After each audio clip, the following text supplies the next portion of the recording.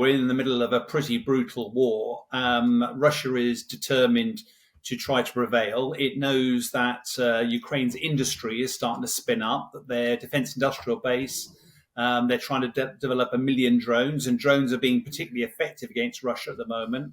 Russia's also been attacking airfields, trying to wipe out the Ukrainian Air Force, probably as a warning if the F-16s arrive later this summer as they're expected. But I think the real shock yesterday was the targeting of that children's hospital in Kyiv.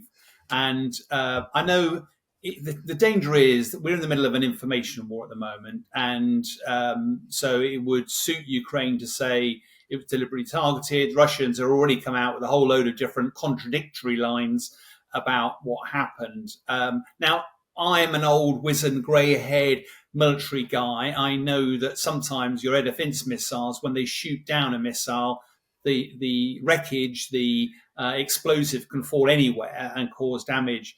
But the beauty about the middle of Kyiv is there are lots of video cameras, and I've studied a bit of footage of the missile going into that children's hospital. And I have to say, first of all, it does not look like a missile that's been shot down. There's no damage to it. It looks absolutely one of the Kh-101 cruise missiles used by Russia.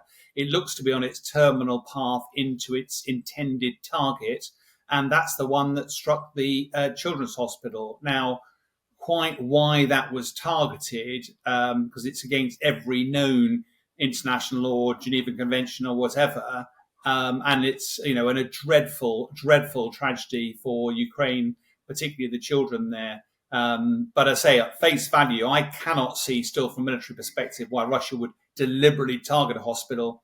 But I have to say the evidence suggests it was their missile that went in on a trajectory. It wasn't damaged, and that's what it hit. So you have to follow the dots and conclude that Russia, for whatever reason, is extending this sort of carnage into the civilian population.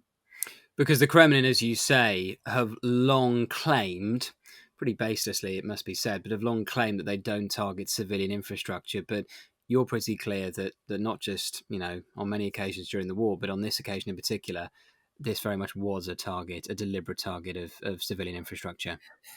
Well, I'm not sure I quite go that far because, again, I struggle intellectually to work out why Russia would do that. In the middle of winter, it targets energy infrastructure because it wants to make the morale of the Ukrainian people at a low that just don't want to fight anymore. If you target a hospital with children in, I'm pretty sure that just hardens the resolve of Ukrainians to fight to the end. It's also pretty clear Russia is pretty short of missiles. It's been buying them in from Iran, from North Korea. It desperately needs to target energy infrastructure, the developing industry, airfields, the front line. And it's been pretty well documented, particularly from some of the more sensitive briefings, that Russia, just like Ukraine, is struggling to keep pace with the demands of the frontline war. And therefore, why would you use a missile to deliberately target something like a hospital?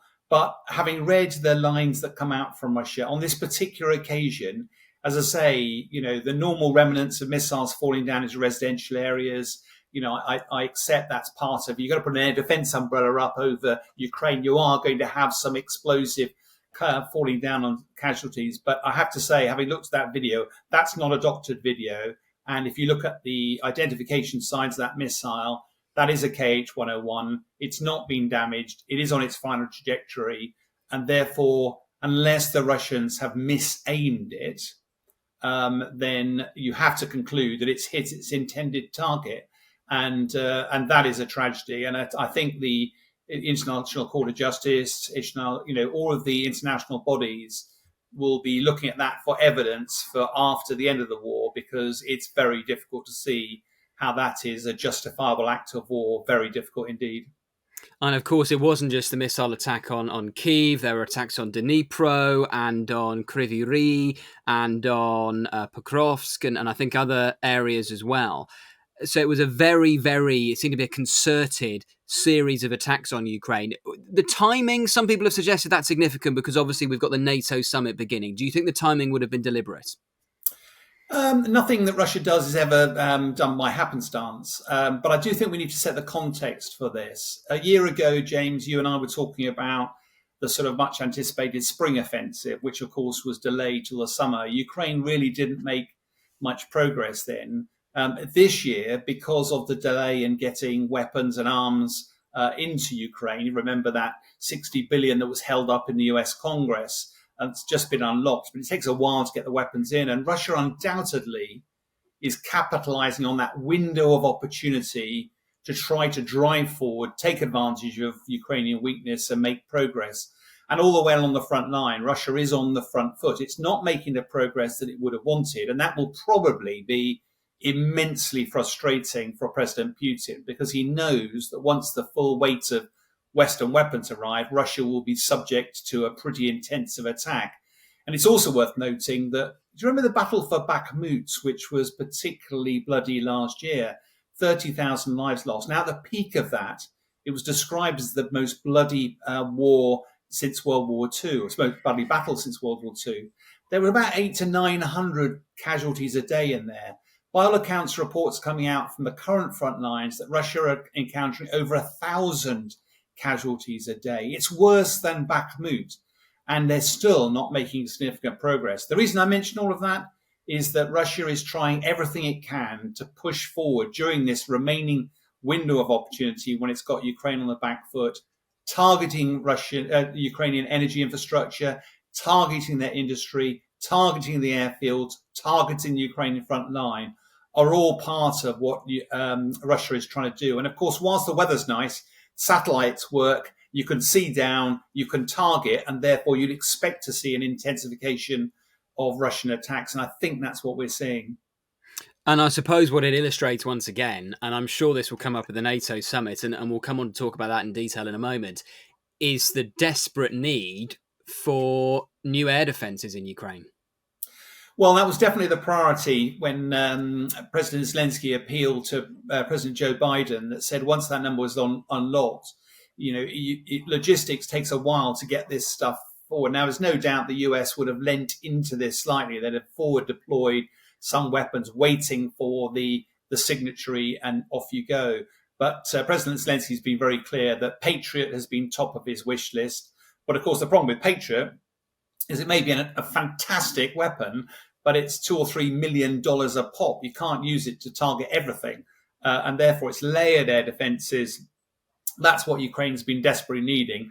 Plus, of course, the ability to strike Russia in the rear areas, which has been the very topical news. But air defense is definitely a priority. And that's why Russia's been pounding across the country. And although Ukraine does appear to have shot down quite a lot of the missiles coming in, inevitably some get through.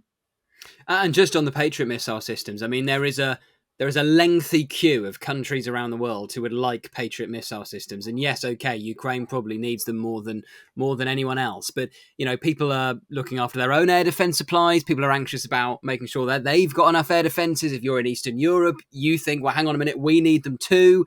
You've got countries all over the world who are trying to get their hands on the same air defense systems.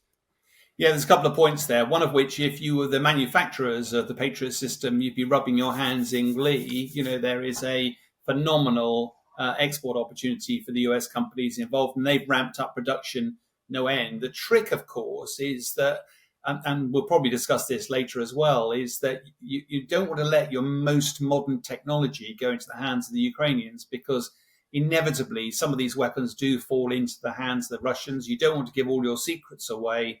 And therefore, technology has largely been the West's asymmetric advantage in these wars. That's why we're supporting Ukraine, but we have to support them with slightly older equipment, and therefore trying to make sure the right standard of Patriot missile system finds its way into the hands of the Ukrainians is really important. But the point is this, that a lot of European countries are making sacrifices, putting equipment forward, almost certainly on the basis that America said, you put your equipment forward to Ukraine, we'll backfill it with slightly more modern systems. And that's probably the way to actually keep the supplies increasing, but providing Ukraine with the weapons of the quality that NATO and the US particularly is happy for them to have. On the topic of equipment falling into enemy hands, Russia claims to have captured a British Storm Shadow missile. If that is true, how significant is that, Sean? Well, first of all, I don't think they've captured a missile. What I think they've done is they've found the wreckage of a missile. A Katyri missile would be a pretty, couple of tons worth of, and you'd be taking a screwdriver and undoing it. I don't think that's the case. I think what they've done is they found the remains of a Storm Shadow missile. Now, the why that's important is because you can start to reverse engineer to work out what it can do, what its capabilities are, and once you know that, you can work out how to counter it. So yes, it is quite alarming, and there's a couple of big buts here. One of which is most modern technology, it's not about the hardware. I'm looking at you through a computer. The hardware itself is relatively simple. The software is where the real capability lies. And of course, you can't get hold of the software once the thing has been smashed, destroyed. It's automatically expunged. So that's something they won't be able to get their hands on. Secondly, the Storm Shadows we gave to Ukraine are about 30 years old. We had, I won't get the numbers exactly right, but we bought about 1 million of these about 30 years ago, about $2 billion, so about 2 million a pop.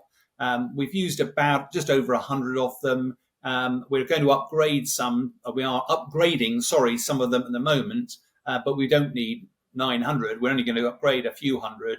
That left a few that were available, old. We either paid industry to decommission them, or we paid industry to destroy them, or to store them, or we gave them to Ukraine to use. And actually, given their 30-year-old technology, it might not sound long, but James, you barely look 30. And if I was to look back at my mobile phone technology, 30 years ago, these really didn't exist. They were massive bricks. So you just imagine the level of technology that's actually in that missile. It's not a worry for us that we lose that sort of technology, because if that's a value to the Russians, then really are in a bad way.